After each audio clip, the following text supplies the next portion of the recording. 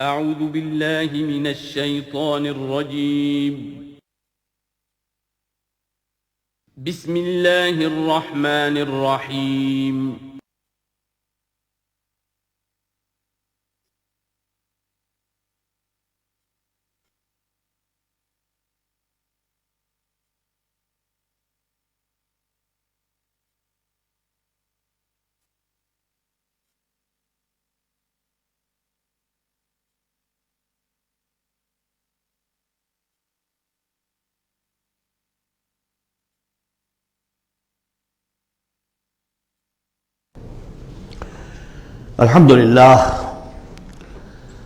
الحمدللہ وکفی والصلاة والسلام علی عبادہ الذین اصطفیٰ خصوصاً علی افضلہم وخاتم النبیین محمد الامین وعلی آلہ وصحبہ اجمعین اما بعد فقد قال اللہ تبارک وتعالی کما ورد فی سورۃ الشمس اعوذ باللہ من الشیطان الرجیم بسم اللہ الرحمن الرحیم والشمس وضحاها والقمر اذا تلاها والنهار اذا جلاها واللیل اذا یغشاها والسماء وما بناها والارض وما طحاها ونفس وما سواها فألهمها فجورها وتقواها قد افلح من زکاها وقد خاب من دساها صدق اللہ العظیم رب اشرح لی صدری ویسر لی امری واحلل عقدۃ من لسانی یفقہوا قولی اللہم ربنا الہمنا رشدنا واعذنا من شرور انفسنا اللہم ارنا الحق حقا وارزقنا اتباعہ وارنا الباطل باطلا وارزقنا اجتنابہ اللہم وفقنا لما تحب وترضى اللہم زک انفسنا فإنک خیر من زکاہا اللہم ربنا آنس وحشتنا فی قبورنا وارحمنا بالقرآن العظیم اللہم اجعلہ لنا اماما ونورا وہدا ورحمہ اللہم ذکرنا منہ ما نسینا وعلمنا منہ ما جہلنا وارزقنا تلاوتہ آناء اللیل وآناء النہار واجعلہ لنا حجتا یا رب العالمین آمین۔ کل میں نے اشارہ کر دیا تھا کہ قرآن حکیم میں سورۃ البلد کے بعد 4 جو صورتیں ہیں ان کو ایک مشترک عنوان ان کے لیے میں نے تجویز کیا ہے 4 سورہ نور و ظلمت۔ ان 4 صورتوں کے شروع میں قسمیں ہیں، چنانچہ پہلی صورت میں قسموں کا حصہ بہت بڑا ہے، جیسے ہم نے پہلے دیکھا تھا سورہ تکویر میں اذا الشمس کورت سے چل کر 13 آیتیں چلی تھیں، اور اس کے بعد ایک آیت آئی تھی جس پر کہ ان سب چیزوں کو جا کر پھر مرکوز کیا گیا، علمت نفس ما احضرت۔ لیکن سورہ انفطار میں صرف 4 آیتوں کے بعد وہ مضمون آیا اور زیادہ کھل گیا۔ وہی ترتیب یہاں ہے۔ اس میں یہ دیکھیے کہ 8 آیتیں آئیں گی کہ جس میں قسمیں ہیں، اور 2 آیتوں میں پھر جواب القسم ہے، کس بات پر قسم کھائی گئی ہے، اور وہ بڑا مرکزی مضمون ہے، بنیادی مضمون ہے۔ اگلی صورت میں سورۃ اللیل میں قسموں والا حصہ کم ہو جائے گا اور وہ بنیادی مرکزی مضمون مزید کھلے گا۔ پھر اس میں سے جو ایک پہلو ہے اس مضمون کا وہ پھر اپنے نقطۂ عروج کو پہنچے گا سورۃ الضحیٰ میں۔ اس طرح تدریجاً یہ مضمون آگے بڑھ کر مکمل ہو رہا ہے۔ والشمس وضحاها، قسم ہے سورج کی اور اس کی دھوپ کی۔ والقمر اذا تلاها، اور قسم ہے چاند کی جبکہ وہ اس کے پیچھے آتا ہے۔ تلاها، تلا یتلو، پیچھے آنا، فالو کرنا۔ قرآن مجید کی تلاوت کا لفظ بھی اسی لیے، پڑھنے کے لیے تلاوت کیا ہے کہ آپ اس کے ٹیکسٹ کو فالو کر رہے ہوتے ہیں۔ بسا اوقات انگلی بھی ساتھ چلتی ہوتی ہے، جو زیادہ ماہر نہیں ہوتے ان کو دیکھا ہوگا کہ وہ کہیں ایسا نہ ہو کہ اس سطر کو چھوڑ کے اس پہ آ جائے، انگلی ساتھ چلاتے ہیں۔ اور اسی سے پھر یہ کہ اس کا اس قدر معنی پیدا ہو گیا کہ قرآن مجید پڑھنے کا جو حقیقی مقصد ہے اسے فالو کرنا ہے، اس پر عمل کرنا ہے، اس کا اتباع کرنا ہے۔ اس اعتبار سے بہترین لفظ جو ہے وہ اختیار کیا گیا، لیکن لغوی معنی اس کے کیا ہے؟ کسی کے پیچھے آنا۔ تو قسم ہے سورج کی اور اس کے دھوپ چڑھنے کی، اور قسم ہے چاند کی جبکہ اس کے پیچھے آتا ہے۔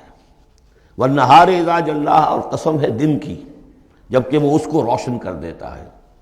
اگرچہ شکل تو یہ ہے کہ سورج سے دن روشن ہوتا ہے، لیکن یہاں اس میں بہت لطیف نکتہ پیدا کیا ہے کہ دن ہوتا ہے تو ہمیں سورج نظر آتا ہے، تو گویا کہ دن نے سورج کو نمایاں کیا ہے، اس لیے کہ آگے اس کا ہم بدن آ رہا ہے وَاللَّيْلِ إِذَا يَغْشَاهَا، اور قسم ہے رات کی جبکہ وہ اس کو یعنی سورج کو ڈھانپ لیتی ہے۔ سورج کو رات نے ڈھانپ لیا، دن نے گویا کہ اس کو نمایاں کر دیا۔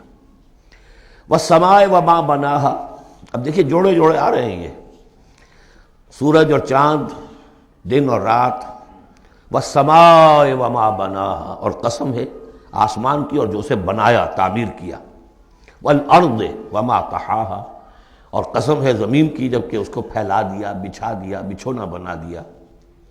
وَنَفْسٍ وَمَا سَوَّاهَا، اور قسم ہے نفس انسانی کی اور جو اس کو بنایا اور درست کیا، اس کو نک سک سے درست کیا، اس کا تسویہ کیا، اس کو سنوارا۔ فَأَلْهَمَهَا فُجُورَهَا وَتَقْوَاهَا، یہاں تک کہ اس کے اندر نیکی اور بدی کا علم الہامی طور پر رکھ دیا، الہام کر دیا اسے، اس کا فجور بھی اور اس کا تقویٰ بھی۔ اب یہاں قسم کھائی گئی قد افلح من زکاہا وقد خاب من دساہا، جس نے بھی اپنے نفس کو پاک کر لیا وہ کامیاب ہو گیا، اور جس نے اسے مٹی میں دفن کر دیا وہ ناکام ہو گیا۔ اصل مضمون یہ ہے مرکزی دو آیات کہ انسان کے پاس کوئی ایک امانت ہے، اس کا ایک نفس ہے جو اللہ نے اسے دیا ہے۔ اس نفس کو جس نے پاک کر لیا، سنوار لیا، بنا لیا، جس کے لیے ہم مختلف الفاظ استعمال کرتے رہے ہیں، تعمیر سیرت، تعمیر خودی، کریکٹر بلڈنگ، ایک انسان اپنی شخصیت کو بناتا ہے۔ تو جس نے تو صرف بنانا، لیکن اس کے علاوہ پاک کرنا، بنانا اس معنی میں کہ تمام رذائل سے اس کو پاک کیا جائے اور فضائل سے اسے سنوارا جائے، اسے منور کیا جائے، مزین کیا جائے۔ تو جس نے اپنے نفس کو پاک کر لیا، مزین کر لیا، فضائل سے مرصع کر لیا، مسجع کر لیا، وہ کامیاب ہو گیا۔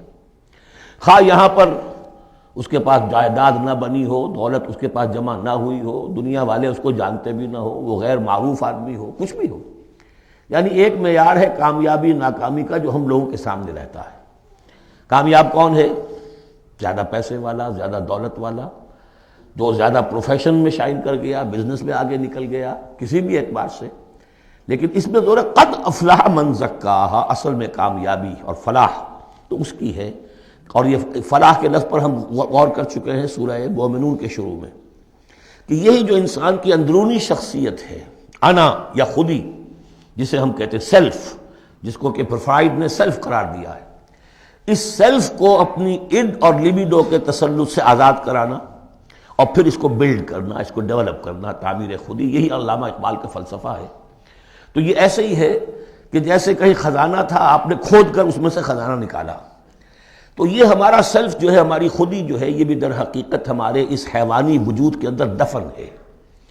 اس حیوانی وجود کے اندر سے اس کو برآمد کرنا، جیسے کہ آم کی گٹھلی پھٹتی ہے تو اس میں سے دو پتے نکلتے ہیں تو اس سے آم کا درخت بننا شروع ہوتا ہے۔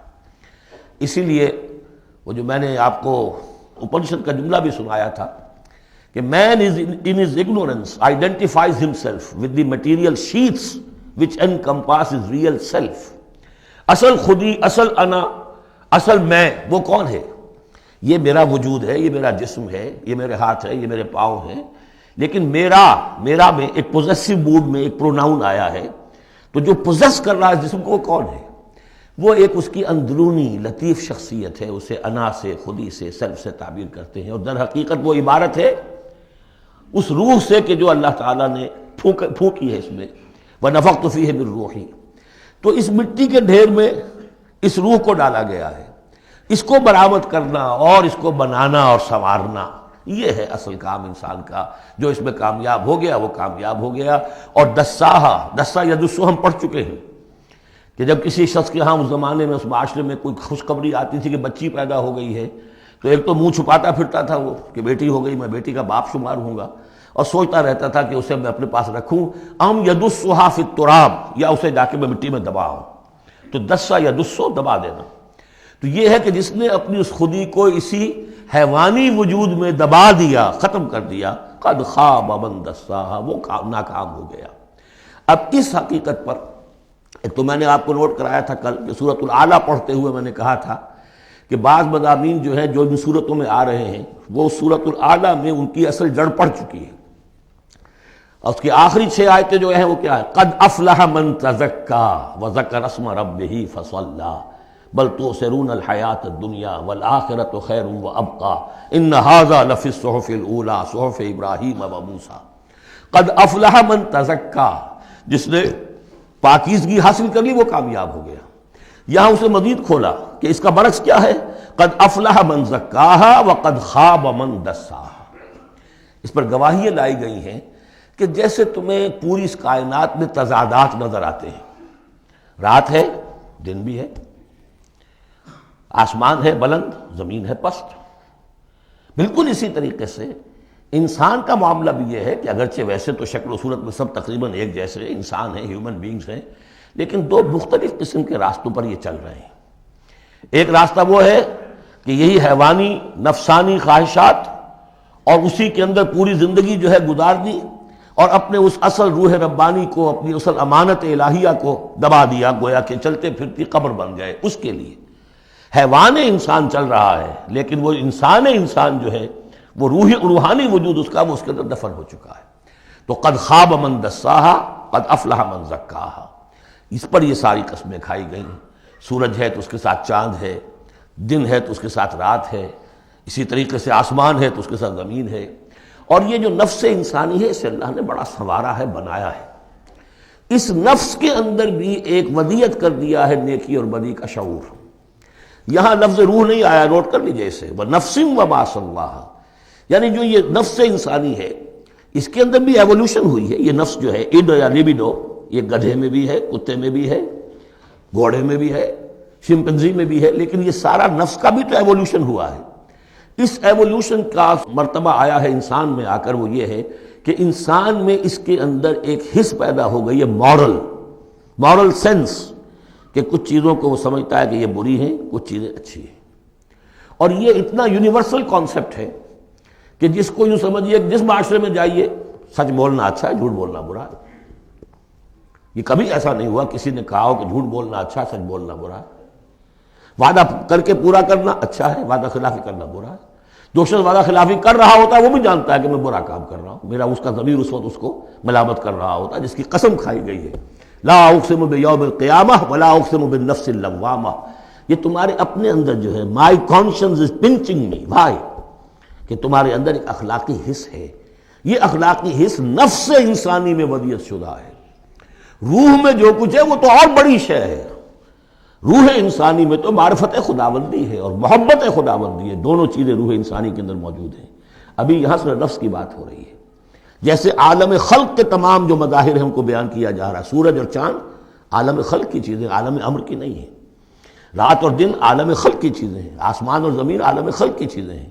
نفس بھی عالم خلق کی شے ہے، روح ہے عالم امر کی شے۔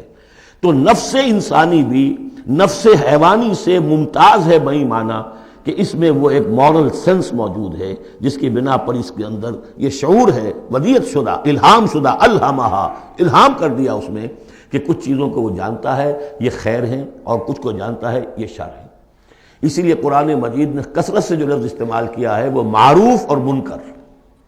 معروف وہ جو جانی پہچانی شے نفس انسانی جانتی ہے کہ یہ چیز اچھی ہے، منکر وہ جس سے کہ نفس انسانی اباہ کرتا ہے یہ کیا ہے، یہ نہیں ہونا چاہیے، یہ فطرت اس کے اندر موجود ہے، سرشت کے اندر۔ اب مرحلہ صرف یہ ہے کہ جب یہ بنیادی بیج تو اللہ نے تمہارے نفس میں ڈال دیا، اب اسے پروان چڑھانا تمہارا کام ہے، اسے آگے بڑھاؤ، پروان چڑھاؤ عمل صالح سے۔ الیہ یصعد الکلم الطیب والعمل الصالح یرفعہ، اچھا کلام ہو، اچھی بات ہو، اس کے اندر اوپر اٹھنے کی، اللہ کی طرف بڑھنے کی صلاحیت تو ہے، لیکن عمل صالح اس کے ساتھ ہوگا تو وہ اوپر اٹھے گا۔ تو یہ جو بھی پوٹینشل ہے انسانی فطرت کا، تو قد افلح جس نے وہ محنت کی، مشقت کی، اس نے اپنی اس اصل انسانی شخصیت کو برآمد کیا، اس مٹی کے ڈھیر میں سے بنایا، اسے ایک بڑا درخت بنا دیا، تناور درخت بنا دیا جس میں وہ پھل لگے ہیں جو ہم سورہ تغابن میں پڑھ رہے ہیں، وہ کامیاب ہو گیا۔ اور جس نے اس کو دبائے رکھا، وہ مٹی ہی کی زندگی میں اور جو جسمانی وجود ہے اسی کے تقاضوں کو پورا کرنے میں لگا رہا، وہ غائب ہو گیا، ناس۔ اب اس کے بعد یہ کہ یہ معاملہ جس طرح انڈیویجولز کا ہوتا ہے ایسے ہی کسی معاشرے کا بھی ہوتا ہے۔ معاشرے میں بھی کچھ لوگ ہوتے ہیں کہ جو خیر کی طرف بلانے والے، کچھ ہوتے ہیں کہ جو بدی کی طرف بلانے والے، جس طریقے سے فرد کے اندر موجود ہے اسی طریقے سے پھر اس کے اندر بھی اگر ایک قوم کا اجتماعی ضمیر جو ہے وہ زندہ رہے اور امر بالمعروف نہی عن المنکر کا فریضہ وہاں سر انجام دیا جاتا رہے تو معاشرے کی خیر ہوگی۔ اور اگر اخلاقی حس بحیثیت مجموعی اس درجے کمزور ہو جائے کہ قوم کا اجتماعی ضمیر مردہ ہو جائے اور پھر اسے حس ہی نہ رہے، وائے ناکامی متائے کارواں جاتا رہا، کارواں کے دل سے احساس زیاں جاتا رہا، وہ احساس ہی نہ رہے اجتماعی سطح پر کہ یہ بدی ہے اور یہ برا کام ہے، یہ منکر ہے، تو پھر وہ تباہ ہوتی ہے۔ اس کی ایک مثال دی ہے، کذبت ثمود بطغواہا، قوم ثمود نے بھی جھٹلایا تھا اپنی سرکشی کے باوجود۔ اذ انبعث اشقاہا، جب ان کا جو سب سے شقی انسان تھا وہ کھڑا ہوا اور اس نے پھر اونٹنی کو جو اللہ تعالیٰ نے بطور معجزہ دی تھی اس کو اس نے ہلاک کر دیا۔ قال لهم رسول اللہ ناقۃ اللہ وسقیاہا، ان سے کہہ دیا تھا اللہ کے رسول نے کہ دیکھو یہ اللہ کی اونٹنی ہے اور اس کا پانی پینے کی جو باری کا دن ہے اس میں کوئی گڑبڑ پیدا نہ کرنا۔ فکذبوہ فعقروہا، انہوں نے اسے جھٹلا دیا اور اس کی کونچیں کاٹ ڈالی۔ فدمدم علیہم ربہم بذنبہم، تو الٹ پڑا اللہ تعالیٰ کی طرف سے ان پر عذاب ان کے گناہ کی پاداش میں۔ فسواہا، اللہ نے سب کو برابر کر دیا۔ ولا یخاف عقباہا، اور اللہ تعالیٰ کو اس کا کوئی ڈر نہیں کہ اس کا کیا نتیجہ نکلے گا، اس کی مخلوق تھی انہوں نے ختم کر دیا اور مخلوق کو وہ لے آئے گا۔ تو انفرادی اور پھر اجتماعی، ان دونوں چیزوں کو اس صورت کے اندر جمع کر دیا گیا۔ اب یہاں سے جو مضمون شروع ہوا ہے، اب دیکھیے اگلی صورت میں کھلے گا۔ اگلی صورت میں دو جوڑے آ رہے ہیں صرف، واللیل اذا یغشا، قسم ہے رات کی جبکہ وہ ڈھانپ لیتی ہے، والنہار اذا تجلی، قسم ہے دن کی جبکہ وہ روشن ہو جاتا ہے۔ یہ ہمارے خارج میں آفاق کے اندر دن اور رات۔ وما خلق الذکر والانثی، ہمارے انفس میں، ہمارے اندر کوئی مذکر ہے، کوئی مؤنث ہے، کوئی مرد ہے، کوئی عورت ہے۔ یہ جو تضادات بظاہر نظر آتے ہیں حقیقت میں تضادات نہیں ہیں، ان دونوں کے مل کے ہی در حقیقت فطرت اپنے مقاصد کی تکمیل کر رہی ہے۔ دن اور رات کے فرق سے ہی سارا نباتاتی نظام جو ہے یہ وہ سارا کا سارا اسی کے ساتھ وابستہ ہے، اسی سے اس کا ریسپریٹری سسٹم ہے، اسی سے یہ فوٹو سنتھسس اور سب کا یہ جو سولر انرجی ہے اس کا درختوں کی لکڑیوں میں آ کے سٹور ہو رہا ہے، کیا ہو رہا ہے، یہ سارا کا سارا دن اور رات کے ساتھ ہے۔ اسی طریقے سے مرد اور عورت، اگر یہ فرق نہ ہو تو اولاد کیسے ہو، آگے نسل کیسے چلے؟ تو تضادات میں بھی توافق ہے یہاں، اگرچہ بعض چیزیں بظاہر متضاد ہیں لیکن ان میں توافق ہے، اللہ تعالیٰ نے اسی لیے پیدا کیا، لیکن ساتھ ہی یہ بتا دیا کہ جیسے یہ تضادات تمہیں نظر آ رہے ہیں واضح طور پر، دن اور رات، نر اور مادہ، ایسے ہی ان سعیکم لشتی، تمہاری جو سعی ہے، محنت ہے، بھاگ دوڑ ہے، وہ تو سب کر رہے ہیں۔ وہ تو کل ہم پڑھ چکے سورہ بلد میں، لقد خلقنا الانسان فی کبد، ہم نے تمام انسانوں کو مشقت میں پیدا کیا۔ مشقت انسان کا مقدر ہے، محنت کرنی ہے، جد و جہد کرنی ہے، معاشی جد و جہد ہے، اور بھی جو ہے پھر اولاد کا پالنا ہے۔ لا اقسم بہذا البلد وانت حل بہذا البلد، کسی کا کوئی نظریہ بھی بن گیا ہے، کوئی آئیڈیل بھی ہے، کسی آئیڈیالوجی کا ماننے والا ہے، اب اس پر اس کا بوجھ ہے کہ اس آئیڈیالوجی کو پروموٹ کرے، اس نظریے کو پھیلائے، اور پھر یہ کہ اس نظام کو قائم کرنے کے لیے تن من دھن لگائے۔ تو کتنے بوجھ ہیں انسانوں پر، پھر کتنے صدمے انسان اٹھاتا ہے۔ تو فرمایا کہ لا اقسم بہذا البلد وانت حل بہذا البلد ووالد وما ولد لقد خلقنا الانسان فی کبد، مشقت تو ہر ایک کو کرنی ہے، لیکن جو نتیجے نکلتے ہیں مشقت کے وہ بالکل برعکس ہیں، رات اور دن کا سا تضاد ہے ان میں۔ ان سعیکم لشتی، کوئی شخص اس محنت کے نتیجے میں اپنے آپ کو جنت کا مستحق بنا لیتا ہے، کوئی شخص اسی محنت کے نتیجے میں اپنے آپ کو دوزخ کا مستحق بنا لیتا ہے، راستے جدا ہو جاتے ہیں۔ اس کی بڑی پیاری تشریح ایک حدیث میں آئی ہے، حضور نے فرمایا کل نفس یغدو، ہر جان جو ہے صبح جب ہوتی ہے ہر انسان کی، فبائع نفسہا، پھر یہ کہ وہ اپنے نفس کو بیچتا۔ اب کوئی دفتر جا رہا ہے اپنی صلاحیت بیچ رہا ہے، کوئی بیچارہ وہ چونکہ اور کچھ نہیں سیکھ سکا تھا، اینٹیں ڈھو رہا ہے، تعمیر کا جہاں ہو رہی ہے، کوئی کسی چلا رہا ہے، کوئی ہل چلا رہا ہے، کسی کی مشقت، کوئی اپنی جسمانی جو قوت ہے وہ بیچ رہا ہے، کوئی اپنی ذہنی صلاحیت، اپنی ایکسپرٹیز، ڈاکٹر ہے اس نے بڑی مشکل سے فن حاصل کیا ہے، وہ بیٹھ کے فیس لے رہا ہے، لیکن بیچ رہا ہے اپنے آپ کو، اپنا وقت بیچ رہا ہے۔ تو کل نفس یغدو فبائع نفسہ فموتقھا وموبقھا، دن بھر کی محنت کر کے شخص ایک وہ شخص ہے جس نے حلال کو پیش نظر رکھا، حرام سے بچا، جھوٹ نہیں بولا، کسی کو دھوکہ نہیں دیا، کسی کے ساتھ جو ہے بے ایمانی نہیں کی، وہ شام کو آئے گا تو مشقت تو اس نے بھی کی ہے لیکن یہ لے کر آئے گا اللہ کی رحمت۔ دوسرا شخص مشقت اس نے بھی کی ہے، کہیں کم تول دیا تھا، کہیں کم ماپ دیا تھا، کہیں جھوٹ بول دیا تھا، کہیں کسی کی حق تلفی کی تھی، کہیں کسی کی عزت نفس پر حملہ کر دیا تھا، وہ مشقت بھی کر کے آئے گا اور شام کو جہنم کی گٹھڑی لے کر آئے گا اپنے کندھے پر۔ یا وہ نفس کو جہنم سے آزاد کرا کے آیا شام کو، اور یا وہ شام کو جہنم کے عذاب کی ایک گٹھڑی لے آیا ہے۔ تو کل نفس یغدو فبائع نفسہ فموتقھا وموبقھا۔ اب وہ بات ہے، اب یہ اس اعتبار سے سمجھ لیجئے کہ میرے نزدیک قرآن مجید کی اہم ترین یہ صورت ہے۔ ایک راستہ ہے، اس کے 3 اوصاف بیان کیے ہیں۔ اگر یہ 3 اوصاف ہوں گے تو خیر کے راستے پر آدمی بڑھتا چلا جائے گا، اور اگر اس کے برعکس 3 صلاحیتیں ہوں گی تو انسان گرتا چلا جائے گا، شر کی طرف جو ہے وہ اس کا قدم آگے سے آگے بڑھتا چلا جائے گا۔ پہلے 3 اوصاف کون سے ہیں؟ واللیل اذا یغشی والنہار اذا تجلی وما خلق الذکر والانثی ان سعیکم لشتی فاما من اعطی واتقی وصدق بالحسنی۔ جس شخص میں عطا ہے، جود ہے، سخاوت ہے، کسی کو بھوکا دیکھے تو اگر 1 روٹی ہے تو اس کو بھی بانٹ کر کھا سکے، کسی کو تکلیف میں دیکھے تو اگر اس کے پاس کوئی ہے ایسی چیز جس سے کہ اس کی تکلیف وہ رفع کر سکتا ہو تو دریغ نہ کرے، یہ عطا ہے، جود، عطا، سخاوت۔ فاما من اعطا، پہلی شرط یہ ہے، چونکہ ہم سورہ بلد میں بھی دیکھا ہے کہ وہ جو گھاٹی ہے جس سے گزرنا مشکل ہے، فلقتحم العقبہ، وہ کون سی گھاٹی تھی؟ فک رقبۃ او اطعام فی یوم ذی مسغبۃ یتیما ذا مقربۃ او مسکینا ذا متربہ ثم کان من الذین آمنوا وتواصوا بالصبر وتواصوا بالمرحمہ۔ اس گھاٹی کو عبور کر کے اگر اہل ایمان میں شامل ہوگا تو ابو بکر صدیق بنے گا، عمر فاروق بنے گا، عثمان غنی بنے گا، اور اس گھاٹی کو عبور کیے بغیر کسی وجہ سے اسلام لے آیا عبداللہ ابن ابی بن جائے گا۔ اگرچہ اس نے بھی کلمہ پڑھا ہے، اس نے بھی کہا ہے اشہد ان لا الہ الا اللہ واشہد ان محمد رسول اللہ، اور وہی کلمہ پڑھا ہے ابو بکر نے اور عمر نے اور عثمان نے اور علی رضی اللہ تعالیٰ عنہ۔ لیکن فرق کیا ہے؟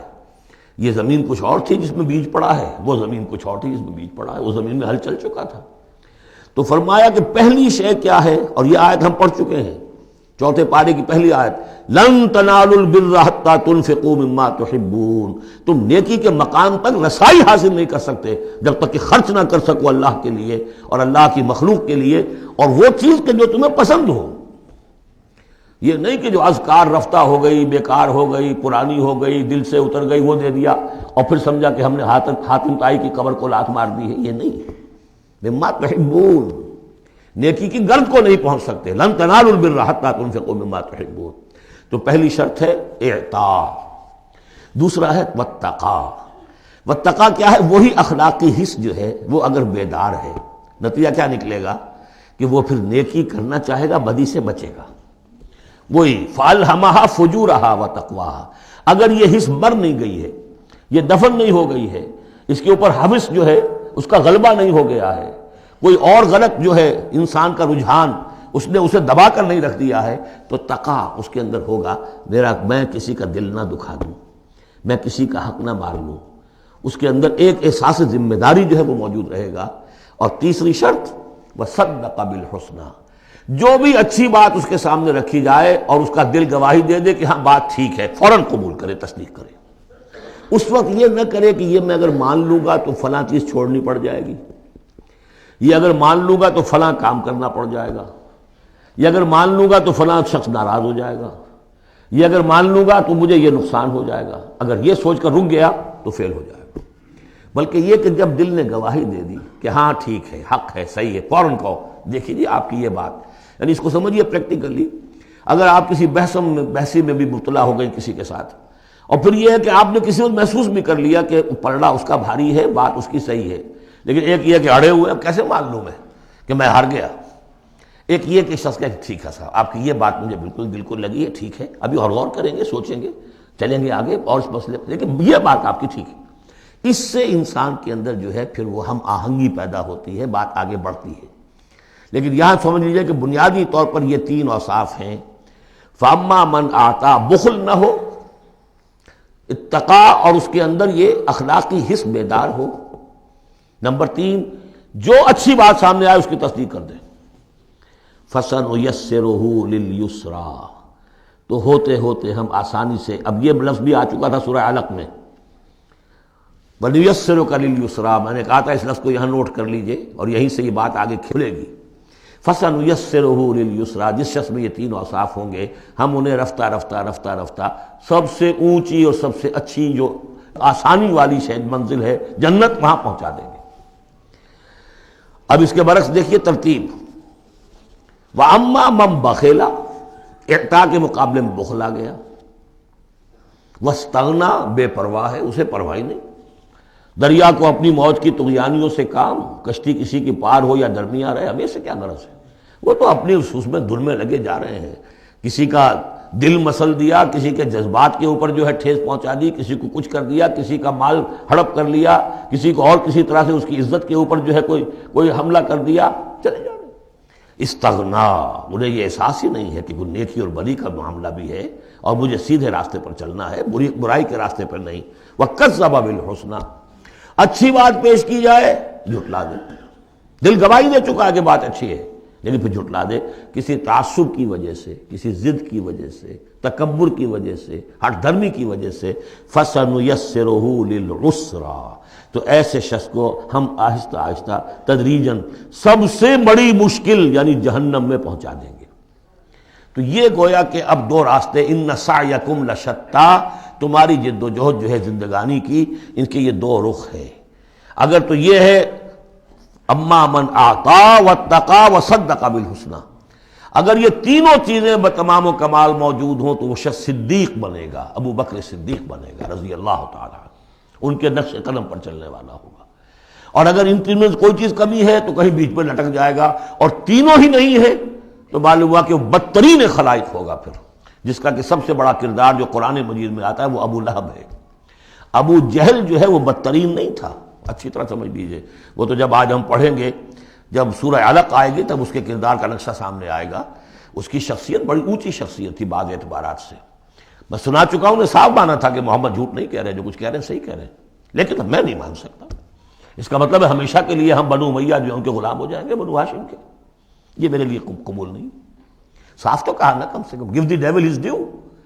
اسی طریقے سے جس باطل دین کا وہ علمبردار تھا اس کے لیے اس نے بھی گردن کٹوائی ہے، قربانی دی ہے اس نے. ابو لہب نے 2 مرسنریز بھیج دیے، تم چلے جاؤ، میں تمہیں پیسے دے دوں گا، تم جاؤ، تم لڑاؤ میری جگہ پر. اس لیے کہ اس میں وہ بات نہیں تھی، اس میں مردانگی تھی. کوئی وجہ تھی کہ حضور نے 2 شخصوں کو برابر تولا ہے، عمر ابن الخطاب اور عمرو ابن ہشام میں سے اللہ کسی ایک کو میری جھولی میں ڈال دے. کوئی وجہ تھی نا، آخر دونوں کو کیسے کیا ہے؟ اگر کہیں وہ بھی ایمان لایا ہوتا تو عمر ابن الخطاب کی طرح کا مسلمان ہوتا، پھر وہ اس طرح کا ڈھیلا مسلمان نہ ہوتا، وہ عبداللہ ابن ابی والا مسلمان نہ ہوتا. تو یہ شخصیتوں کا معاملہ ہوتا ہے. تو جس میں تینوں اوصاف نہیں ہے وہ گیا بدترین خلائق، جس میں کچھ ہے وہ پھر کچھ دیر لگا کے آ جائے گا، کچھ وقت لگے گا اسے. لیکن یہ 3 اوصاف ہی ہیں تعمیر سیرت کے اس اعتبار سے کہ جو فیصلہ کن ہیں. فَأَمَّا مَنْ أَعْطَىٰ وَاتَّقَىٰ وَصَدَّقَ بِالْحُسْنَىٰ فَسَنُيَسِّرُهُ لِلْيُسْرَىٰ وَأَمَّا مَنْ بَخِلَ وَاسْتَغْنَىٰ وَكَذَّبَ بِالْحُسْنَىٰ، بالکل اپوزٹ چیزیں. فَسَنُيَسِّرُهُ لِلْعُسْرَىٰ وَمَا يُغْنِي عَنْهُ مَالُهُ إِذَا تَرَدَّىٰ، اور اس نے جو مال جمع کیا ہوگا اپنے لیے وہ قطعاً کام نہیں آئے گا جب اسے گرایا جائے گا گڑھے میں، جب گرے گا جہنم کے. ان علینا للہدیٰ، دیکھو انسانوں ہمارے ذمے ہے صرف ہدایت پہنچا دینا. یا اب اللہ تعالیٰ اپنے ذمے لے رہے ہیں، یہ ہمارے ذمے ہے کہ تمہیں راستہ دکھا دیں، سجھا دیں. یہ سجھا دینا ہمارے ذمے ہے. اس کے لیے ہم نے تمہیں جبلی ہدایت بھی دی ہے، اس کے لیے ہم نے تمہارے اندر اخلاقی حس بھی رکھ دی ہے، اس کے لیے ہم نے اپنی روح تم میں پھونکی ہے، اس میں ہماری معرفت اور محبت موجود ہے. اور پھر ان تمام چیزوں کی تکمیل کے لیے ہم نے نبی بھیج دیے، رسول بھیج دیا، کتابیں نازل کر دی. ہم نے اپنا ہدایت کا جو فرض تھا وہ ادا کر دیا. ان علینا للہدیٰ وَإِنَّ لَنَا لَلْآخِرَةَ وَالْأُولَىٰ، پھر ہمارے ہی لیے ہے اختیار آخرت کا بھی اور اولا کا بھی، دنیا کا بھی. پھر فیصلہ ہم کریں گے کہ کون اب اس قابل ہو گیا ہے کہ دنیا کو ان کے بوجھ سے پاک کر دیا جائے، زمین کو ان کے بوجھ سے آزاد کر دیا جائے، پوری قوموں کو ملیہ بیٹ کر دیا جائے. فیصلہ کرتے ہیں. وہ پڑھ چکے پچھلی صورت میں فَدَمْدَمَ عَلَيْهِمْ رَبُّهُمْ بِذَنبِهِمْ فَسَوَّاهَا. ایسے ہے کہ جیسے کسی باغ میں سے کوڑا کرکٹ جمع کیا جائے اور پھر اسے آگ دکھا دی جائے، اس لیے کہ اس باغ کے لیے بدنما داغ ہے. اب تو یہ کہ وہ انسان جو ہے کہ جو پھر اس حد تک ہدایت کے واضح ہو جانے کے بعد کہ نبی آ گیا، کتاب آ گئی اور اس نے ماڈل پیش کر دیا اپنی زندگی کے اندر، پھر بھی نہیں مانا، تو پھر یہ جو بھی فیصلہ ہے وہ ہم کرتے ہیں. فَأَنذَرْتُكُمْ نَارًا تَلَظَّىٰ. دیکھو میں نے تمہیں خبردار کر دیا اس آگ سے جو بھڑک رہی ہے اور وہ منتظر ہے. لا یصلاھا، ہم دیکھ چکے ہیں کئی جگہ آیا ہے کہ وہ تو دھاڑ رہی ہے بھوکے شیر کی طرح، اسے تو چاہیے اپنی خوراک. لا یصلاھا الا الاشقی، نہیں پڑے گا اس میں مگر وہی جو بہت ہی بدبخت ہے. کیوں؟ کم بدبخت تو اگر ہوتا معاملہ تو اور ہوتا. یہ محمد کے آنے کے بعد بھی صلی اللہ علیہ وسلم جس کی حقیقت نظر نہیں آئی تو اس سے بڑا بدبخت تو کوئی ہے ہی نہیں. اس لیے کہ اگر کچھ اندھیرا ہو، کچھ روشنی ہو، آدمی ٹھوکر کھا جائے. چلیے بھائی کچھ اندھیرا بھی تھا، جھٹپٹا تھا، پوری روشنی نہیں تھی. نصف النہار پر سورج چمک رہا ہو اور آپ ٹھوکر کھائیں تو پھر قصور کس کا ہے؟ تو آپ کا ہے. اس اعتبار سے اب بعثت محمدی کے بعد صلی اللہ علیہ وسلم جس شخص نے اپنے آپ کو محروم رکھا وہ اشقا ہے. لا یصلاھا الا الاشقی الذی کذب وتولی، جس نے جھٹلایا ہے اور منہ پھیر لیا ہے. وَسَيُجَنَّبُهَا الْأَتْقَى، اور ہم بچا دیں گے یا بچا دیا جائے گا اس سے جو بہت ہی متقی ہے. اس آیت کے بارے میں تقریباً کنسنسس ہے کہ یہاں مراد حضرت ابوبکر ہیں رضی اللہ تعالیٰ عنہ. اتقا، وہ تینوں صفات بتمام و کمال جس میں تھے وہ ابوبکر تھے. یہی وجہ ہے کہ تصدیق بالحسنہ میں ایک لحظہ نہیں لگا. حضور فرماتے ہیں کہ میں نے جس کے سامنے بھی اپنی نبوت کی دعوت رکھی اس نے ضرور کچھ نہ کچھ توقف کیا، سوچا، سوائے ابوبکر کے کہ ایک لحظے کا توقف نہیں کیا. اور ان کی شخصیت میں وہی چیزیں موجود تھیں. غریبوں کے اوپر شفقت تھی، نیکی کی، اور بنیادی طور پر وہ موحد تھے. انہوں نے کبھی بت پرستی اختیار نہیں کی زندگی میں، تو وہ صلاحیت جو ہے تقویٰ بھی تھا، اعطاء بھی تھا، خرچ کرنے کی صلاحیت تھی.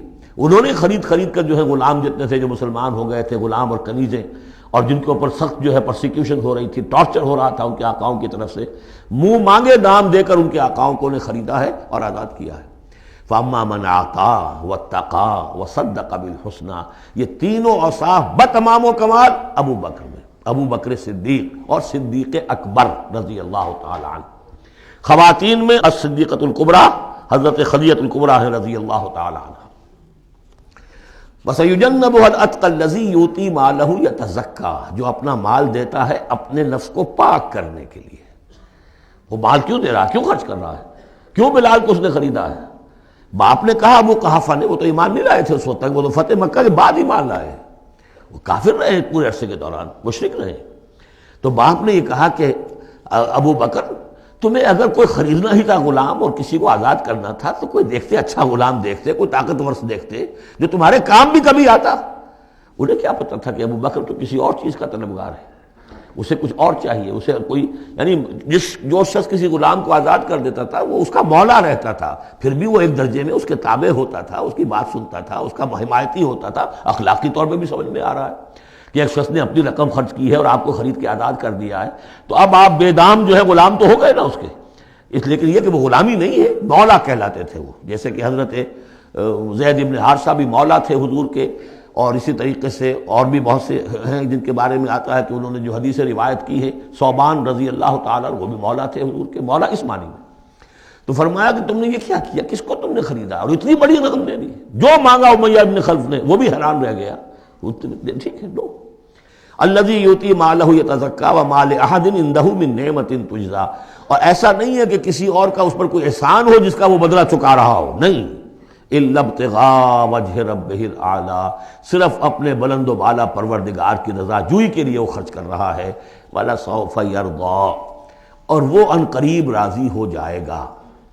یہ ان قریب راضی ہو جائے گا کون؟ اللہ بھی راضی ہو جائے گا اور ابو بکر بھی راضی ہو جائیں گے. رضی اللہ عنہ ورضوا عنہ، جیسے ہم خطبے میں بھی کہتے ہیں رضی اللہ تعالی عنہ وارضاہم، اللہ تعالیٰ بھی راضی ہو جائے ان سے اور اللہ ان کو راضی بھی کر دے، ان کو بھی اتنا اجر و ثواب دے. وَلَسَوْفَ يَرْضَىٰ، اور میرے نزدیک یہاں مراد حضرت ابو بکر ہے. اس کا میں ثبوت آپ کو اگلی صورت میں دوں گا. اب دیکھیے پہلی صورت میں آیا تھا قد افلح من زکاہا وقد خاب من دساہا. 8 آیتیں تھیں، وہ تھیں قسموں پر مشتمل، لیکن اصل مضمون کیا تھا؟ نفس انسانی میں نیکی اور بدی کا شعور بدیت کر دیا ہم نے۔ اب جس نے اس کو بنا لیا، سنوار لیا، وہ کامیاب، جس نے اس کو دبا دیا، مٹی میں دفن کر دیا، وہ ناکام۔ اگلی صورت میں آگے راستہ بتا دیا۔ سنوارنے کا راستہ کیا ہے؟ اعطاء، تقوی، تصدیق بالحسنہ۔ ان عادتوں کو کلٹیویٹ کرو اپنے اندر، تو یہ راستہ جو ہے تمہارا جائے گا صدیقیت کی طرف اور اللہ تعالیٰ کی رضا کی طرف۔ اس کے برعکس اور صاف بخل، استغنا، پرواہ ہی نہیں، کیا خیر کیا شر کوئی پرواہ نہیں، اپنی خواہشات کو پورا کرنا ہے، اپنی اشتہا جو ہے اس کو شہوت کو پورا کرنا ہے، حرام سے حلال سے، اس سے کوئی بحث نہیں۔ اور یہ کہ بات سچی آئی، اچھی آئی اور دل نے گواہی دے دی پھر بھی اس کو رد کر دیا، تو وہ دوسری منزل پہ نکل جاؤ گے۔ اب یہ جو پہلی منزل تھی اس کا نقطہ عروج کون ہے؟ ایک تو ابو بکر آ گئے اس میں، اور ان سے بلندتر رتبہ کس کا ہے؟ محمد الرسول اللہ صلی اللہ علیہ وسلم، معراج انسانیت۔ اب جو دو صورتیں آ رہی ہیں ان کا سارا تعلق کلیتاً محمد الرسول اللہ کے ساتھ ہے۔ یہ سیرت النبی کے اعتبار سے بھی بہت اہم ہیں دو صورتیں۔ بعض اعتبار سے جو صوفیانہ اس میں مسائل آئے ہیں، اور عام طور پر ہمارے مفسرین، ایسے مفسرین خصوصاً جدید دور کے کچھ ریشنلسٹ قسم کے لوگ، وہ تو ان مطالب کی گرد کو بھی نہیں پہنچے۔ ہمارے جو پرانے مفسرین ہیں، چونکہ ان کا ذوق جو ہے وہ ان کے اندر، وہ ذوق بھی اندر ہے موجود ان کے اندر، اسلام کے اور دین کے باطنی حقائق، قرآن کے باطنی حقائق کا، تو میں اس کے حوالے سے چند چیزیں آپ کو بتاؤں گا۔ سورۃ الضحیٰ کا اس کا جو شان نزول ہے وہ یہ ہے کہ کچھ دنوں کے لیے، ایک تو بالکل شروع میں جو رک گئی تھی فترت وحی، اس کے علاوہ پھر ایک موقع آیا ہے کہ کچھ عرصے کے لیے، بہت دن گزر گئے حضرت جبرائیل نہیں آئے، اور آپ کے اوپر ایک شدید قسم کی جو ہے وہ پریشانی طاری ہو گئی۔ کچھ لوگوں نے بھی طعنہ دینا شروع کر دیا، کچھ عرصے سے محمد تم نے کوئی نئی وحی نہیں سنائی، کیا ہوا تمہارا شیطان کیا چلا گیا وسط؟ کوئی ایسا بھی بتایا گیا کہ ایک دفعہ کئی راتوں تک آپ رات کو اٹھے نہیں، تو کہا وہ تمہارا شیطان تمہیں چھوڑ گیا ہے۔ کوئی ساتھ کے رہنے والی عورت جو تھی کہ رات میں نے سنی نہیں تمہاری کوئی پڑھنے کی جو تم پڑھا کرتے تھے، شاید شیطان تمہیں چھوڑ گیا ہے۔ خود آپ کو جس قدر ایک اشتیاق رہتا تھا کہ وہی آئے اور آپ کی وہ روح کو جو ہے مزید اور غذا اور تر و تازگی جو ہے وہ مسلسل ملتی رہے، اس کی وجہ سے یہاں تک آتا ہے کہ حضور فرماتے کہ اس درجے میں رنج اور غم میں تھا کہ میں سوچتا تھا کہ میں پہاڑ کے اوپر چڑھ کر اپنے آپ کو گرا دوں۔ بربنائے طب بشری، اس درجے حضور کے اوپر جو ہے یہ شاخ گزر رہا تھا کہ وہی کیسے بند ہو گئی۔ اور اس میں یہ بھی تھا کہ اللہ ناراض تو نہیں ہو گیا، کیا مجھ سے کوئی خطا تو ایسی نہیں ہو گئی، یہ سبب کیا ہوا ہے؟ یہ ہے وہ کیفیت کہ جس کے اندر یہ آیتیں نازل ہو رہی ہیں۔ اور اب آپ اس کو سمجھ لیجئے کہ اس کا نفسیاتی اور انسان کی باطنی کیفیات کے ساتھ کیا تعلق ہے۔ انسان پر دو طرح کی کیفیات طاری ہوتی رہتی ہیں، جیسے میں نے پہلے ایک دفعہ آپ کو بتایا صدیق اور شہید کے درمیان جو فرق ہے بنیادی، کہ کچھ بنیادی طور پر لوگ ایکسٹروورٹس ہوتے ہیں، کچھ بنیادی طور پر انٹروورٹس ہوتے ہیں۔ ایکسٹروورٹس کھیل کود بھاگ دوڑ، لوگوں سے ملنا جلنا، گفتگو ہے، اسے دھکا دے دیا، اس سے مذاق کر لیا، اسی میں وہ خوش رہتے ہیں، بڑے مگن رہتے ہیں، تنہائی انہیں کاٹ کھانے کو دوڑتی ہے۔ اور ایک انٹروورٹس ہوتے ہیں کہ وہ مجلس وغیرہ کو نہیں، وہ تو اپنے تنہائی میں کہیں بیٹھے ہیں، غور و فکر کر رہے ہیں، سوچ بچار کر رہے ہیں، انہیں وہ مجلس سے زیادہ اپنا گوشہ تنہائی جو ہے وہ زیادہ عزیز ہوتا ہے۔ تو یہ دو مزاج اللہ نے بنائے ہیں۔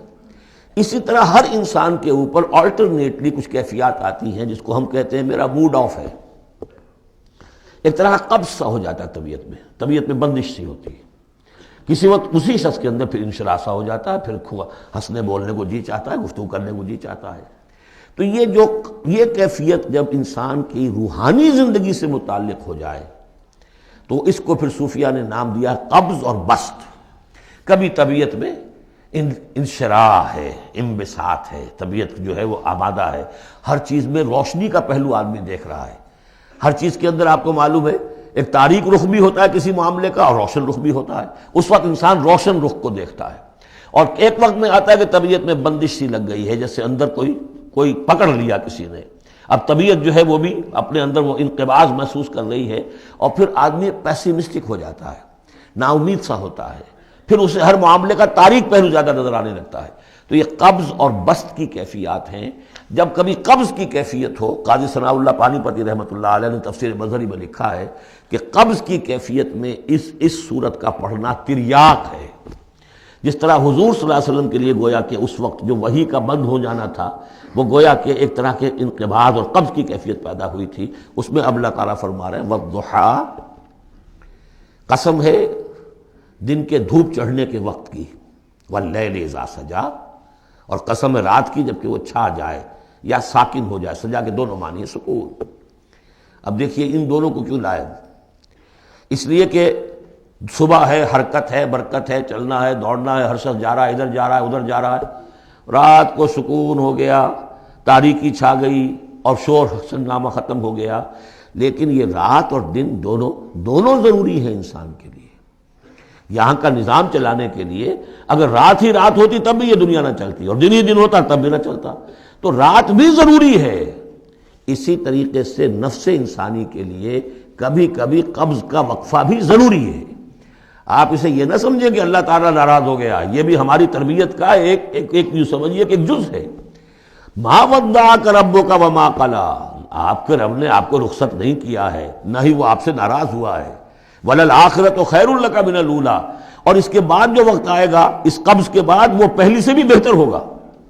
اور میں حیران ہوتا ہوں کہ کیسے غالب نے وہ بات کہی ہے کہ جو بالکل ترجمانی ہے اس کی، رکتی ہے میری طبع تو ہوتی ہے رواں اور، یعنی یہ کہ جب میری طبیعت کے اوپر کبھی کبھی رکاوٹ سی آ جاتی ہے، اب شعر جو ہیں اچھے نازل نہیں ہو رہے، لیکن جب وہ رکاوٹ سے میں نکلتا ہوں، اس قبض سے نکلتا ہوں، رکتی ہے میری طبع تو ہوتی ہے رواں اور، اس لیے کہ اس قبض کے بعد جب مرحلہ آتا ہے انبساط کا اور انشراح کا تو وہ ایک قدم آگے ہوتا ہے، آدمی اس پہلی کیفیت سے ایک درجہ جو ہے اس کا بڑھ چکا ہوتا ہے۔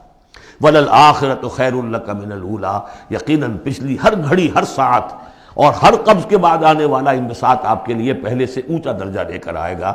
وَلَسَوْفَ يُعْطِيكَ رَبُّكَ فَتَرْضَىٰ، ان قریب آپ کا رب آپ کو اتنا کچھ دے گا، اتنا کچھ دے گا، آپ کی محنتوں کے وہ نتائج سامنے آئیں گے کہ آپ راضی ہو جائیں گے۔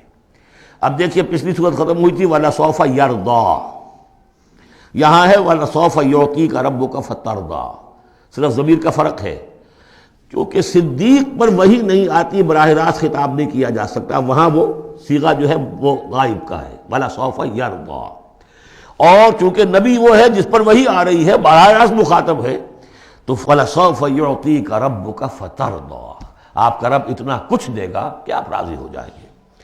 اب یہ کہ اسی قبض کی حالت میں پھر اللہ تعالیٰ اپنے احسان جتا رہا ہے، اور یہ بہترین ہے۔ کبھی طبیعت پر ڈپریشن ہو اس طرح کی اور قبض کی کیفیت ہو تو آدمی یاد کرے کس کس مرحلے پر اللہ نے میری دستگیری فرمائی، کن کن مراحل پر اللہ تعالیٰ نے مجھے مشکلات سے نکالا، اس سے وہ حوصلہ بڑھتا ہے۔ اور اس کو بھی سمجھیے کہ اسی انداز میں علم یجد کا یتیمن فآوا، یہ سیرت النبی کے بڑے اہم حصے ہیں جو اس میں آ گئے ہیں۔ آپ کی پیدائش یتیمی میں، پوسٹیومس چائلڈ، باپ تو پہلے ہی فوت ہو چکا ہے، 6 سال کی عمر میں والدہ گئی، 8 سال کی عمر میں دادا گئے، اور وہ یعنی جو آپ نے دیکھا ہے ابتدائی زمانہ زندگی کا تو وہ یتیمی کا۔ علم یجد کا یتیمن فآوا، کیا اس نے اے محمد آپ کو نہ پایا کہ آپ یتیم تھے، پھر پناہ دی، آپ کے لیے بندوبست کیا، دادا کے دل میں جو شفقت ڈالی، پھر آپ کے تایا زبیر کے دل میں جو شفقت ڈالی۔ عبد المطلب کے بعد فوراً ابو طالب کا نام آتا ہے، حالانکہ یہ غلط ہے تاریخی اعتبار سے۔ عبد المطلب کے بعد کافی عرصے تک زبیر جو آپ کے تایا تھے وہ سرپرست تھے، پھر ان کے انتقال کے بعد ابو طالب کا معاملہ آیا، لیکن ان کو بیچ میں سے غائب کر دیا گیا ہے۔ بہرحال اللہ تعالیٰ جو بھی کسی کے دل میں ڈالتا ہے، آخر ابو طالب کے دل میں محبت ڈالی تو کس نے ڈالی؟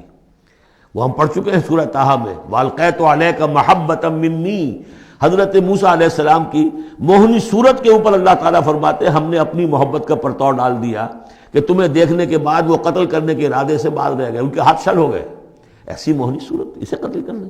وَأَلْقَيْتُ عَلَيْكَ مَحَبَّةً مِّنِّي وَلِتُصْنَعَ عَلَىٰ عَيْنِي، یہ ہوا ہے۔ تو فرمایا علم یجد کا یتیمن فآوا ووجدک ضالا فہدا، اور پھر جب آپ شعور کی پختگی کو پہنچے اور غور و فکر کا مرحلہ آیا، حقائق میں انسان کو سوچ بچار کا مرحلہ آیا، اور آپ کو دیکھا کہ آپ تلاش حقیقت میں سرگرداں ہیں، تو ہدایت دی۔ وہ آگے آ جائے گا، بہت قریب پہنچ گئے ہم، اقرا بسم ربک الذی خلق، وہ مرحلہ جب آئے گا۔ وَوَجَدَكَ عَائِلًا فَأَغْنَىٰ، اور پایا آپ کو تنگ دست تو غنی کر دیا۔ کس طرح سے راستہ پیدا کیا ہے۔ خدیجہ الکبریٰ رضی اللہ تعالی عنہا نے جو بھی ان کے آپ کے محاسن دیکھے، کتنی گرویدہ ہوئی ہیں۔ بڑے بڑے سردار قریش کے جو ہے ان سے نکاح کے خواہش مند تھے، انہوں نے خود جو ہے اپنی لونی کے ذریعے سے پیغام دیا ہے حضور کو۔ تو یہ ساری چیزیں جو ہے ان کی ساری دولت جو ہے وہ پوری کی پوری انہوں نے لا کر حضور کے قدموں میں ڈال دی ہے۔ وَوَجَدَكَ عَائِلًا فَأَغْنَىٰ فَأَمَّا الْيَتِيمَ فَلَا تَقْهَرْ۔ تو اے نبی تقاضے ان تینوں چیزوں کے کیا ہیں؟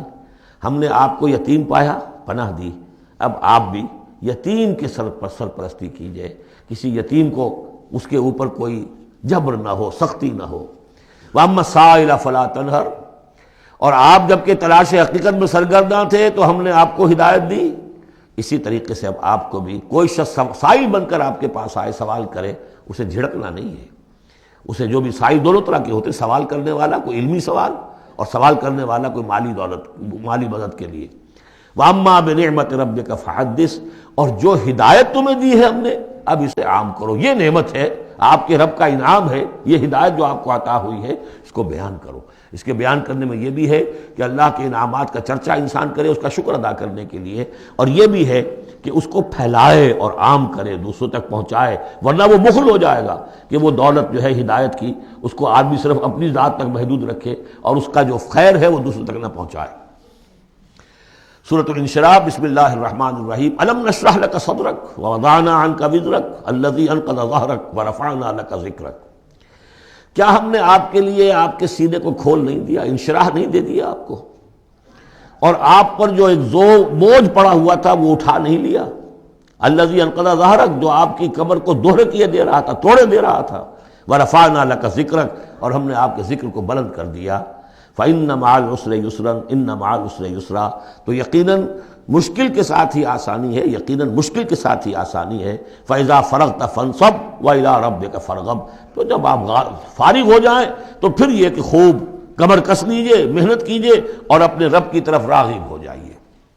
یہ مشکلات القرآن میں سے ہے۔ عام طور پر سمجھتے ہیں لوگ کہ جو مشقتیں تھیں دعوت و تبلیغ میں، اور جو آپ کے اوپر جو لوگ فکرے چست کر رہے تھے اس کی وجہ سے آپ کو یہ رنج ہو رہا تھا، تو یہاں اصل میں یہ بات نہیں ہے، وہ بھی ہے اپنی جگہ پر۔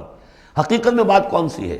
اور کیونکہ یہ بھی معلوم ہے کہ یہ بالکل ابتدائی زمانے کی صورتیں ہیں، لہذا اس دور میں تو ابھی اس طریقے کا جو ہے کوئی بہت زیادہ پرسیکیوشن بھی نہیں تھی، بہت زیادہ مخالفت بھی نہیں تھی، اس سے کہیں زیادہ بڑے مراحل سے آپ کو گزرنا پڑا ہے۔ 3 سال کی جو بھی شیب بنی ہاشم کی قید ہے وہ بعد کی بات ہے، جو یوم طائف آ رہا ہے وہ اس کے بہت بعد کی بات ہے، یوم احد بہت بعد میں آ رہا ہے۔ یہ اصل میں کیا ہے، جس شخص کو اللہ تعالیٰ نبوت دیتا ہے اس کی سب سے زیادہ جو خواہش ہوتی ہے وہ اللہ کے ساتھ لو لگا کر بیٹھا رہے، اور رسالت کا فریضہ ایسا ہے کہ جاؤ خلق خدا کو ہدایت کا راستہ دکھاؤ۔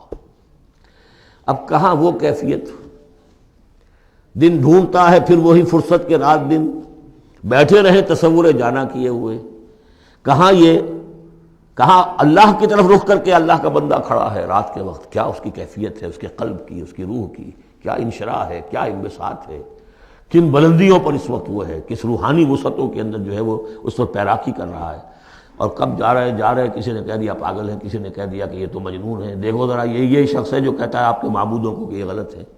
اب اس کا ایک تقدر ہو رہا ہے دل کے اوپر، کہاں وہ کیفیت۔ علامہ اقبال نے اسے لکھا ہے، 4th لیکچر ہے ان کا جو خطبات میں سے، شیخ عبد القدوس گنگوہی رحمۃ اللہ علیہ کا قول دیا ہے۔ وہ کہیں کسی کیفیت میں بیٹھے ہوئے تھے اسی طرح مراقبے میں، اچانک اقامت کی آواز آ گئی، اب جماعت کھڑی ہو رہی ہے، تو وہ آرہا کھڑا ہونا ہے، وہ تو نماز میں تو جانا ہے، تو کہا کیا، جھنجھلا کر کہا، حضوری سے نکال کر دربانی میں کھڑا کر دیا۔ اس وقت جس مراقبے کی کیفیت میں تھا وہ تو حضوری کی کیفیت مجھے حاصل تھی، اب میں دربانی میں آ گیا ہوں یہاں پر۔ نماز تو آپ پڑھیں گے تو امام کے پیچھے پڑھیں گے، اس نے کہا اللہ اکبر تو کرنا ہی ہے رکوع، چاہے ابھی آپ کے دل چاہ رہا ہے اور قرآن پڑھا جائے تو کیسے ہوگا، تو اس کا حکم ماننا آپ نے۔ آپ چاہ رہے ہیں سجدے میں پڑے رہے ابھی سر نہ اٹھائیں، لیکن وہ تو کہے گا اللہ اکبر، تو وہ سر آپ نے اٹھانا ہی ہے۔ تو وہ ایک اور نظام ہے، وہ نظام با جماعت ہے، اس سے ایک جماعت کی تشکیل جو ہے وہ مطلوب ہے، اور ایک ہے انسان کا اپنا روحانی طرف ہو، اس کے کچھ اور تقاضے ہوتے ہیں۔ تو جیسے حضرت موسیٰ سے کہا گیا ہر دفعہ آپ نے اذهب الى فرعون انه طغى، اور وہ اگر وہیں پر رہتے ڈیرا لگا دیتے، ہر وقت گفتگو ہو رہی ہے، مخاطبہ مکالمہ مل رہا ہے، تو جو لذت اس میں تھی، اس کے اندر جو ہے وہ جو مشقت ہے وہ یہ تھی۔ رفتہ رفتہ پھر آپ کا مزاج اس کا خوگر ہوا ہے، اور پھر یہ کہ جب اللہ تعالیٰ نے اس میں بہت سے لوگوں کو بھی شامل کر دیا، پھر وہ جو تسکین پیدا ہوئی کہ ایک شخص وہ ہوتا ہے جو اکیلا، اس کو مولانا روم نے بڑی خوبصورتی سے بارش کا ایک بتایا ہے مثال، کہ بارش میں ایک مرحلہ ہوتا ہے کہ سمندر سے بخارات اوپر جا رہے ہیں، نہایت صاف شفاف، اس میں تو کوئی قدورت نہیں ہوتی، وہ تو ڈسٹلڈ واٹر جا رہا ہے، وہ اوپر گیا، پھر وہ گیا، اس نے بارش کی شکل اختیار کی، جب بارش کو بن کر وہ گرا ہے تو اس نے اب فضا کو بھی دھو دیا، تو فضا کی قدورت اپنے اندر لی نا، فضا کو صاف کر کے وہ آیا نیچے، زمین کا بھی گند صاف کرتا ہے، صاف کر کے اور وہ گند لے کے دریا میں شامل ہوا، اور پھر گیا اور سمندر میں جا کر گند اس نے وہاں چھوڑا، پھر وہ پاک ہو کر صاف ہو کر بڑی ہی یعنی لطیف شکل میں پھر یہ ہو رہی ہے، یہ ہے ایک سیر الی اللہ، اللہ کی طرف بڑھا جا رہا ہے۔ رات کو اللہ کا بندہ کھڑا ہے اور اللہ سے مناجات ہو رہی ہے، یہ وہ ہے بخارات کا اوپر اٹھنا، نہایت پاکیزہ لطیف کیفیت۔ اور جب آپ آئے ہیں تو بارش کے مانند ہے، اب آپ دھو رہے ہیں، تو جو دھو رہے ہیں اس سے خود اپنے آپ کو بھی تقدر ہوتا ہے، کسی نے کچھ کہہ دیا، کسی نے کچھ کہہ دیا، کسی نے کچھ کہہ دیا، کسی نے فکرہ چست کر دیا، اب آپ کو ضرورت ہے کہ پھر ذرا اپنے آپ کو بھی صاف کریں دوبارہ، پھر رات کو کھڑے ہو جائیں۔ سیر الی اللہ، سیر فی اللہ، سیر عن اللہ الی اللہ، یہ جو ہے جو تبلیغ کا اور فریضہ رسالت ہے، یہ بھی سیر الی اللہ ہے نتیجے کے اعتبار سے، لیکن اس وقت عن اللہ ہے، اللہ کی طرف تو پشت ہو گئی۔ اب دیکھیے جب آپ نماز میں کھڑے ہیں تو رخ کدھر ہے؟ اللہ کی طرف، جا رہے ہیں تبلیغ کے لیے تو اللہ کی طرف تو پشت ہو گئی، اب تو آپ جا رہے ہیں تو خلق کی طرف آپ کا رخ ہے، اللہ کی طرف تو پشت ہے۔ اس حوالے سے وہ عروج ہے، یہ نزول ہے، اور یہ نزول جو ہے یہ بڑا شاق گزرتا ہے کسی ایسے شخص پر جسے عروج کی لذت حاصل ہو گئی ہو۔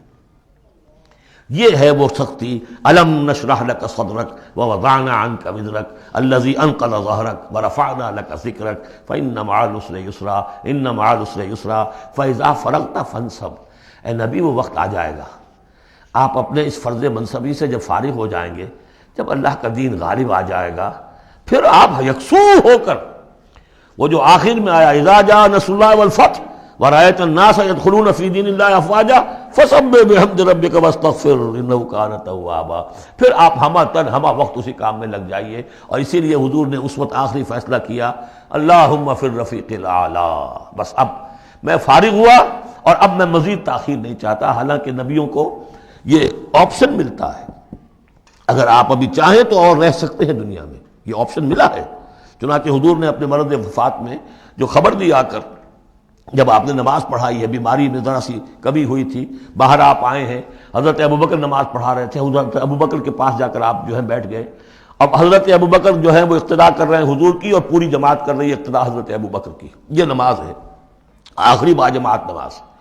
اس میں حضور نے فرمایا اللہ نے اپنے بندے کو ایک آپشن دی ہے، ایک اختیار دیا ہے، وہ چاہے تو، اب جو ایگزیکٹ الفاظ یاد نہیں ہے، نتیجہ اس کا یہی ہے کہ چاہے تو ابھی دنیا میں اور رہے، تو بندے نے اللہ کو قبول کر لیا ہے۔ حضرت ابوبکر رو پڑے اور لوگ حیران ہوئے، رو کیوں رہے ہیں؟ یہ تو کوئی بات ایسی ہے نہیں۔ ان کے سمجھ میں آ گیا تھا کہ آپ نے اپنے انتقال کی خبر کر ہمیں دے دی ہے۔ تو یہ فیصلہ اللہم فی الرفیق الاعلی، یہ جو شاخ گزر رہا تھا نا، یہ جو دنیا کے اندر معاملہ دعوت و تبلیغ، یہ اس روحانی جو ربط ہوتا ہے اللہ کے ساتھ، اس کے اعتبار سے اس میں رکھنا پڑتا ہے، کہاں وہ کیفیت، کہاں یہ کیفیت۔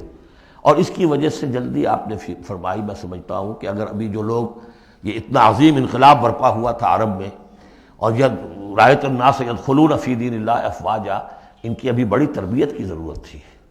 یہ تربیت کے مراحل ابھی ان کے پورے نہیں ہوئے تھے۔ یہ تو صرف مکے اور مدینے کے لوگ تھے جو آپ کی تربیت سے اس طریقے سے بہرہ اندوز ہوئے اور ان مستفید ہوئے۔ یہ جو پورا عرب جو ہے ایمان لے آیا، اور ان کو تو آپ کی تربیت کا بھی وقت نہیں ملا۔ بہرحال جب یہ کام ہو چکے گا اے محمد، تو بس پھر آپ ہمہ وقت اللہ کی طرف متوجہ ہو جائیے۔ سورۃ التین، بسم اللہ الرحمن الرحیم۔ یہ سورت بھی نفسیاتی فلسفیاتی اعتبار سے بہت اونچی ہے، اور وہ کیا ہے سمجھ لیجئے۔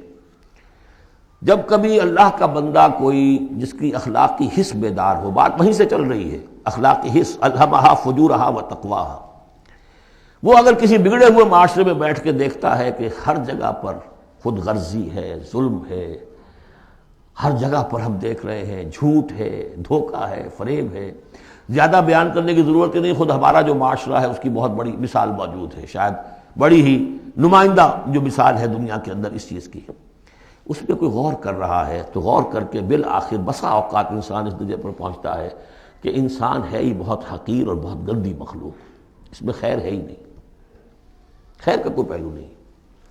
اور یہ میں آپ سے عرض کر دوں، آج کے سارے جو ماہرین نفسیات ہیں ان سب کا حاصل یہی ہے کہ انسان میں کوئی اعلیٰ شے ہے ہی نہیں، یا پیٹ ہے، یا اس کی شہوت ہے، یا حب تفوق ہے، یا اینیمل انسٹنکٹس ہے، کسی خیر کا مجھے کسی بھی جو بھی ہو آپ کا سائیکالوجسٹ کو بتا دیجئے کہ وہ کسی خیر کا بھی آپ کے اندر کوئی سراغ لگا کر بتا سکے۔ یہ جو ایک آتی ہے انسان کے اوپر مایوسی، حساس انسان پر، اس میں یہ صورت نازل ہوئی ہے کہ انسان شر ہی شر نہیں ہے، گند کی پوٹ ہی نہیں ہے، اس میں بڑی بلندی کا پہلو بھی ہے۔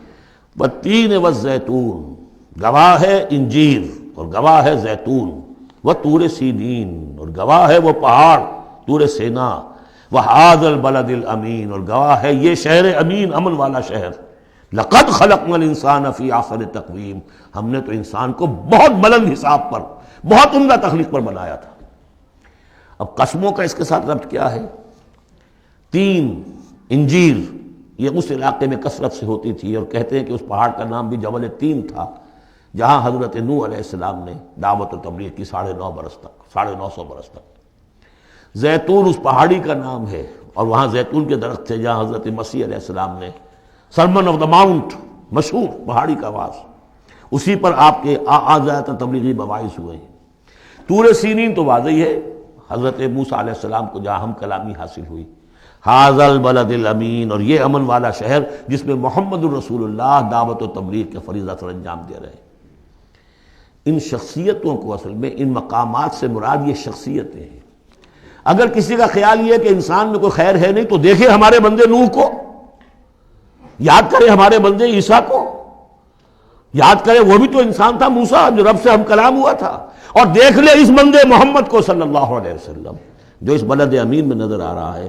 کیا تمہیں ثبوت نہیں مل جائے گا کہ انسان میں تو بڑی عظمت رکھی تھی ہم نے؟ یہ دوسری بات ہے، آپ اپنے آپ کو حیوان ہی سمجھ لیں، حیوان بنا لیں۔ فَلَا تَكُونُوا كَالَّذِينَ نَسُوا اللَّهَ فَأَنسَاهُمْ أَنفُسَهُمْ، یہ تو آپ کا کام ہے، آپ نے کیا ہے، یہ گراوٹ تو آپ کو ملی ہے۔ حقیقت میں اللہ تعالیٰ نے بنایا تھا، وہ تو بہت اونچے مقام پر بنایا تھا۔ آدم مسجود ملائک، آدم خلقتہ بیدیہ، اپنے دونوں ہاتھوں سے بنایا ہے۔ تو انسان سرشت کے اعتبار سے کچھ کمزور ہے، فطرت کے اعتبار سے بہت بلند ہے۔ یہ میں دونوں الفاظ بار بار استعمال کرتا رہا ہوں، اب ان تمام چیزوں کی وضاحت ممکن نہیں ہے۔ اس کا روحانی وجود سب سے اونچا ہے، اس کا حیوانی وجود بہت نیچے ہے۔ اصل میں اس حیوانی وجود میں آ کر یہ نیچے چلا گیا ہے۔ والتین والزیتون وطور سینین وھذا البلد الامین لقد خلقنا الانسان فی احسن تقویم، ہم نے انسان کو بنایا تھا بہترین حساب سے۔ ثم رددناہ اسفل سافلین، اب اسے اس جسد حیوانی میں ڈال کر در حقیقت نیچے پہنچا دیا گیا ہے۔ تو اب کیا کرنا ہوگا؟ اب اوپر اٹھنا ہوگا۔ اوپر اٹھنے کے لیے محنت کرنی پڑتی ہے۔ الا الذین آمنوا وعملوا الصالحات، اب یہ ایمان اور عمل صالح ہے جو تمہیں اس پستی سے نکال کر اوپر لے آئے گا۔ جس مقام پر تم پیدا کیے گئے ہو اس مقام تک پہنچنے کے لیے پہلی محنت کیا ہے؟ آپ کے شعور اور ذہن کی آزمائش ہے کہ اللہ کو پہچانتے ہو یا نہیں، اور دوسری محنت عمل صالح ہے۔ الا الذین آمنوا وعملوا الصالحات فلہم اجر غیر ممنون، تو ان کے لیے تو اجر و ثواب ہوگا جو اس کا سلسلہ کبھی منقطع ہی نہیں ہوگا۔ فما یکذبک بعد بالدین، اب اس کے ساتھ ہی ایک بات ایسی جوڑ دی کہ اگر تمہیں بھی نظر آ رہا ہے کہ کچھ لوگ بلند ہیں، کچھ پست ہیں، کچھ گھٹیا ہیں، کچھ بڑھیا ہیں، تو سوال یہ کہ اس کا کوئی نتیجہ بھی نکلنا چاہیے کہ نہیں؟ پھر کیا چیز ہے جو تمہیں آمادہ کرتی ہے جزا و سزا کے انکار پر؟ الیس اللہ باحکم الحاکمین، کیا اللہ تعالیٰ تمام حاکموں سے بڑا حاکم نہیں ہے؟ تو کیا کوئی حاکم ایسا بھی تم نے دیکھا کہ جو اپنے نیکوکار بندوں کو اور اپنے غداروں کو اور اپنے باغیوں کو ایک جیسا کر دے؟ تو اگر انسانوں کے اندر یہ دونوں طرح کے کردار موجود رہے ہیں، جو تمہیں زیادہ نظر آ رہے ہیں وہ تو دوسری طرح کے ہیں، ہم نے بھی تمہیں دکھا دیے نا، موسیٰ بھی اللہ کا بندہ تھا، انسان تھا، عیسیٰ بھی تو ایک انسان تھا، یہ محمد بھی چلتے پھرتے جو ہے ثبوت ہے انسانی عظمت کا، یہ انسان کے اندر عظمت بھی ہے، اگرچہ ادھر اگر متوجہ نہیں ہوگے تو واقعی حیوانوں سے بھی بدتر ہو جاؤ گے، اولئک کالانعام بل ہم اضل۔ بارک اللہ لی ولکم فی القرآن العظیم ونفعنی وإیاکم بالآیات والذکر